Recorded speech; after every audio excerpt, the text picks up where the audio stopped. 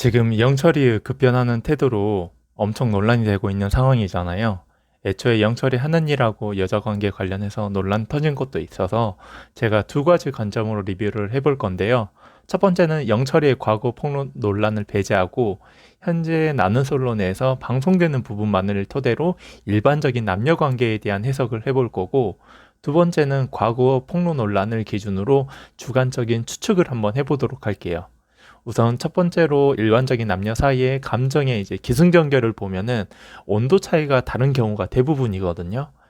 여자는 이제 초반에 이성적이고 남자는 감성적. 그리고 이후에 여자가 마음을 열면서 감성적으로 이제 바뀌게 되고, 남자는 이제 여자 마음을 정복하고 나서 이제 이성적으로, 이제 현실적으로 서로 반대로 바뀌게 됩니다. 그래서 이걸 조금 풀어서 설명을 하면은, 남자가 다가가고 여자는 처음에 이제 마음을 열지 않았다가 이제 뭐 이 사람이 진심일까 아닐까 계속 이제 지켜보고 테스트를 하는 거죠.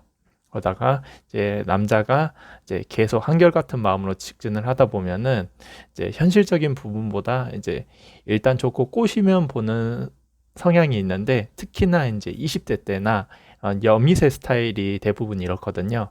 그래서 여자가 어느 순간 마음을 열리면은 현실적인 부분은 이제 최대한 극복하고 맞추려고 하고 이제 감정적으로 바뀌게 되는 거죠.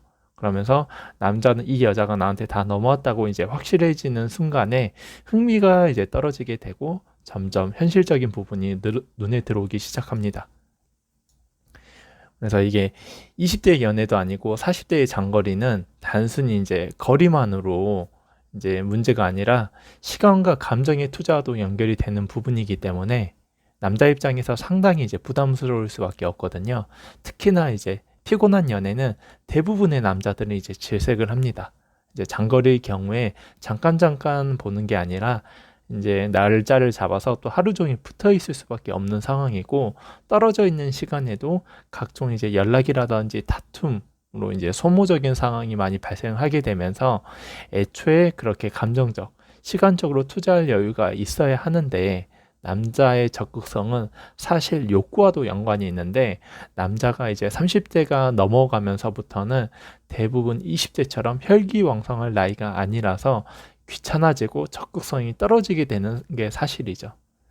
그래서 갑자기 영철이가 현실적으로 봤을 때 얼마 안 가 이제 지칠 게 뻔하니까 애초에 시작을 안 하는 게 맞다라고 보통의 3, 40대라면은 생각이 드는 게 정상이긴 합니다.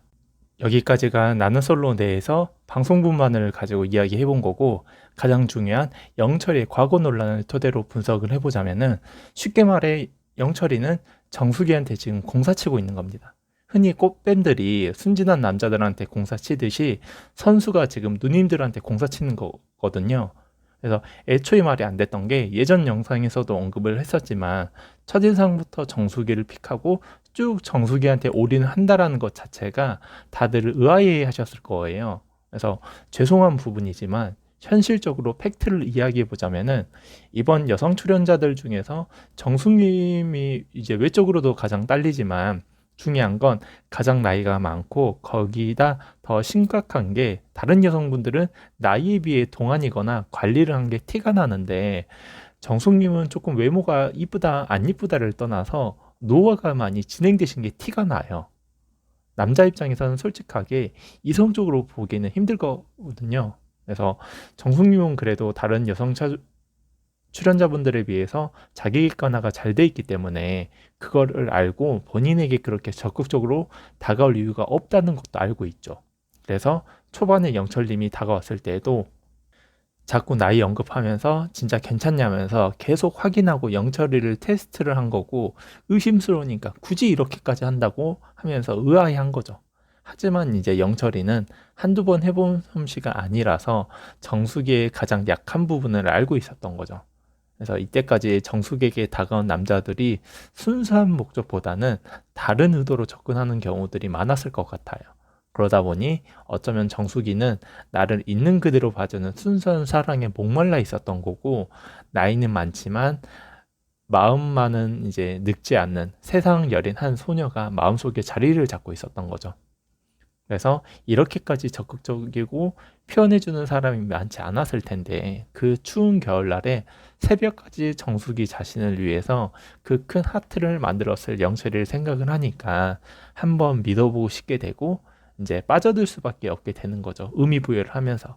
왜냐면 굳이 영철이가 그렇게 열심히 하지 않아도 어차피 정숙과 영철 커플 라인은 견고하기 때문에 슈퍼데이트권에 그렇게 목매달 필요가 없는 상황이었거든요. 거기다가 마지막에 이제 쐐기받기로 아프다고 하니까 순수 이제 죽까지 끓여주는 모습을 보고 안 반할래 안 반할 수가 없는 거죠. 정수기 입장에서는. 나를 위해서 이렇게까지 한다고 하면서 정수기는 이제 이성적인 사고회로가 마비가 되고 영철이의 모든 행동에 이제 의미 부여를 하면서 이제 관계의 주도권을 영철이가 갖게 되는 거죠. 그걸 이제 영철이가 너무 잘 알기 때문에 그 관계의 역학을 가지고 그동안 당기기만 하다가 갑자기 이제 현실적으로 어렵지 않냐면서 이제 밀어내면서 정수기 입장에서는 본인이 양보하지 않는 이상 이 관계가 끝날 수 있다라는 엄청난 이제 상실감을 느끼게 되는 거고 이 남자의 관계를 유지하기 위해서는 정숙이 맞춰줄 수밖에 없는 상황이 된 거죠. 이건 사실 앞으로의 관계에 대해 영철이가 이대로 끝나더라도 영철 입장에서는 나는 솔로 내에서 이미지 구축을 잘 해놨기 때문에 나는 솔로를 나가서 얼마든지 다른 이성 만날 수가 있고 또 본인 사업 홍보에도 이미 목적을 달성을 했기 때문에 도움이 되기 때문에 만약에 관계가 발전했을 때 본인이 입맛대로 정수기를 컨트롤할 수 있는 이제 중요한 주도권을 갖게 되는 거라서 아쉬울 게 없고 결국 아쉬운 사람인 정숙님이 의리될 수밖에 없는 거죠.